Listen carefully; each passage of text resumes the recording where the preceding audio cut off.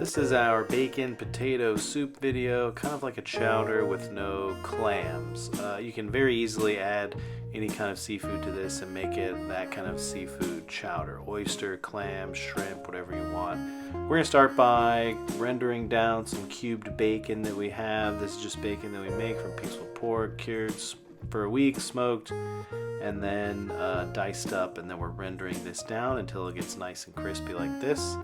Then we're going to take it all out of the pan, and we have all this wonderful bacon fat to work with, nice and golden and delicious, and a bunch of flavor at the bottom of the pan. We're going to throw some onions in. I have a quart of diced onions and about a handful of minced garlic.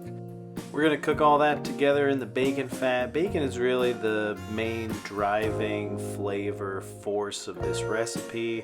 Potatoes, they don't have too much flavor. So the bacon, the peaceful pork, house smoked bacon, that's going to be really the main flavor profile of this potato soup. That's what's going to make it so good, is the bacon and then the stock that we put in later. So David's scraping down every little last bit of potato out of this bus tub.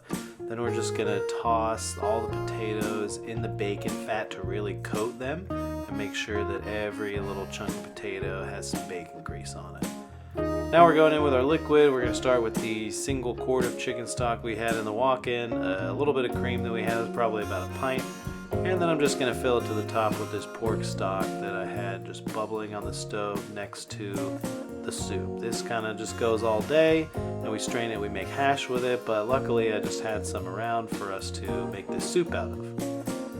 Next, I'm going to just mix it all up, make sure everything is nice and incorporated and combined, and then we're going to simmer it until the potatoes are cooked. But before that, we're going to add this JP Graziano mild giardiniera spice. I didn't want to make this too spicy. This just has dehydrated everything that you'll find in giardiniera, so like the cauliflower and the green peppers and all this kind of stuff. It's all like dehydrated, and it's a spice that tastes just like giardiniera. So you saw it simmering a little bit, all the spices in there, cream is doing its work. It cooked for a little while. You can see the potatoes, some of them turn a little bit translucent there. That means they're nice and cooked and it's time to puree.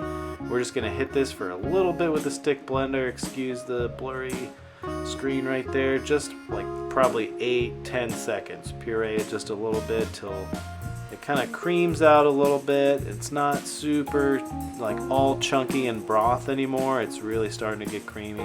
Now we're going to add some cream cheese, softened of course, and some Parmesan, and hit it for about 8 or 10 more seconds with the stick blender. And then we're almost done with the soup. After that, we're going to add in our bacon bits and then stir them to combine.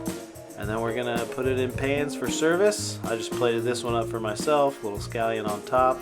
We did add a little bit of hot sauce on the food truck for service. So if you want to imagine just a little squirt of red hot sauce there. And it came out delicious.